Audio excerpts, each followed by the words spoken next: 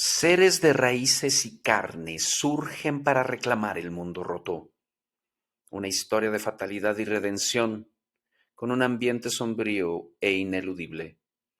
¿Qué pasa cuando la Tierra decide sanar a su manera?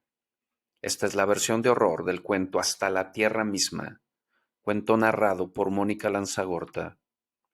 Activa los subtítulos. Comenzamos.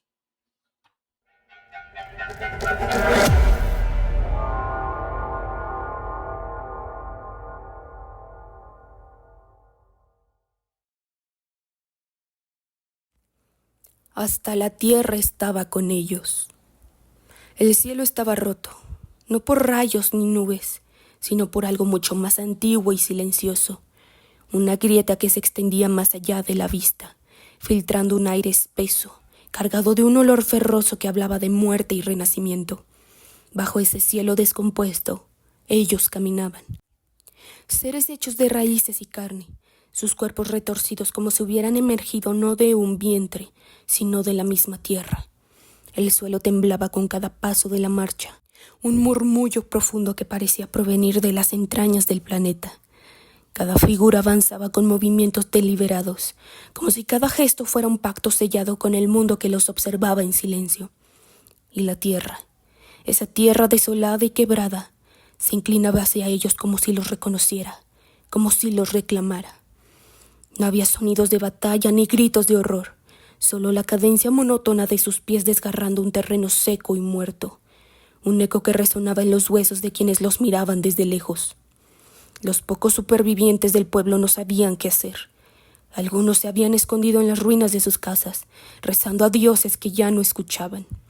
Otros simplemente observaban, inmóviles, sabiendo que no había lugar al que huir, porque hasta la tierra estaba con ellos. El primer encuentro. Faro, el herrero del pueblo, se mantenía de pie en medio de la plaza central. Era un hombre robusto, acostumbrado al calor del metal y al peso del martillo. Pero ahora su cuerpo parecía más frágil, como si el mismo aire lo estuviera drenando. Sus ojos estaban fijos en las figuras que se acercaban, esos seres de madera y carne, de raíces que se extendían bajo sus pies como si fueran venas buscando alimento. ¿Qué son?, preguntó una voz detrás de él. Era Lira, la joven que había sobrevivido al incendio de la capilla. Sus manos temblaban agarrando un crucifijo quemado que ahora no era más que una reliquia inútil. «No lo sé», respondió Faro sin apartar la mirada, «pero no son de este mundo». Las figuras estaban cerca ahora, lo suficiente como para distinguir los detalles de sus cuerpos. Las raíces que formaban sus extremidades parecían moverse por voluntad propia, buscando algo en el aire. Sus ojos, 2 puntos de un rojo apagado, brillaban con una luz que no era de vida, sino de algo mucho más profundo, más inhumano. Uno de ellos se detuvo frente a Faro. Era más alto que los demás, su torso una amalgama de cortezas y músculos expuestos.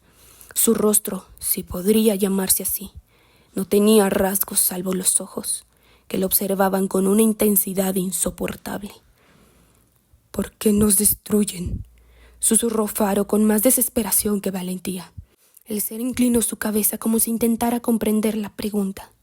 Entonces, con una voz que resonó en el aire como un crujido de árboles al romperse, respondió: «La tierra nos ha llamado. Ustedes la rompieron. Nosotros la sanaremos». La marcha de los olvidados. Faro cayó de rodillas, sintiendo cómo el suelo bajo él se movía casi imperceptiblemente. Era como si las raíces que brotaban de esos seres se extendieran por todo el terreno, buscando grietas, agujeros, heridas que curar. Pero su cura no era compasiva. Era lenta, inevitable y brutal. Lira retrocedió, sus labios temblando. «¡Sanar!», gritó. «¡Nos están matando!». El ser no respondió. Simplemente levantó una mano y en ese instante el suelo se abrió. Raíces negras y gruesas brotaron como serpientes vivas, envolviendo las ruinas del pueblo, aplastando los restos de casas, templos y cuerpos. Los pocos sobrevivientes que quedaban intentaron correr, pero el suelo los atrapó. Raíces emergiendo para aferrarse a sus tobillos, envolviendo sus cuerpos hasta que sus gritos fueron silenciados. «¡No!», rugió Faro levantándose con un esfuerzo desesperado. Corrió hacia el ser, blandiendo el martillo que todavía llevaba colgado al cinturón. Era un acto inútil, pero era todo lo que sabía hacer. Golpear, resistir. Antes de que pudiera llegar, una raíz salió disparada del suelo, atravesando su pierna y clavándolo al suelo. El dolor lo cegó por un momento, pero aún así levantó el martillo. Golpeó la raíz una y otra vez mientras el ser lo observaba en silencio. «Luchas por un mundo que ya no es tuyo», dijo el ser, su voz resonando con un eco profundo. Faro dejó caer el martillo, su cuerpo temblando. Miró alrededor. Todo estaba perdido. El pueblo estaba siendo absorbido, tragado por la tierra que había prometido proteger. «¿Por qué nosotros?», susurró, su voz apenas audible. El ser se inclinó hacia él. «Porque hasta la tierra estaba con nosotros». El horizonte devorado. Cuando todo terminó, no quedó nada del pueblo, solo un terreno plano y desnudo, cubierto de una capa de ceniza gris. Los seres siguieron caminando, sus raíces conectadas al suelo como un río que fluía hacia un destino desconocido. En el horizonte, otros pueblos esperaban, inconscientes de lo que se acercaba, porque esto no era una invasión, ni siquiera una venganza. Era una purga. La tierra había esperado demasiado tiempo, y ahora con ellos estaba reclamando lo que le pertenecía. Y en el viento, como un susurro que viajaba con ellos, se podía escuchar una sola frase: «Hasta la tierra estaba con ellos». Gracias por acompañarnos en este viaje literario con el cuento de hoy. Espero que hayas disfrutado de esta historia tanto como para ganarme tu me gusta y suscripción. Deja un comentario contándonos qué te pareció este cuento y compártelo con tus amigos que aman las historias de horror y ciencia ficción. Recuerda que este es solo uno de los 365 cuentos que estaremos compartiendo durante un año entero, así que no te pierdas los relatos anteriores ni los que están por venir.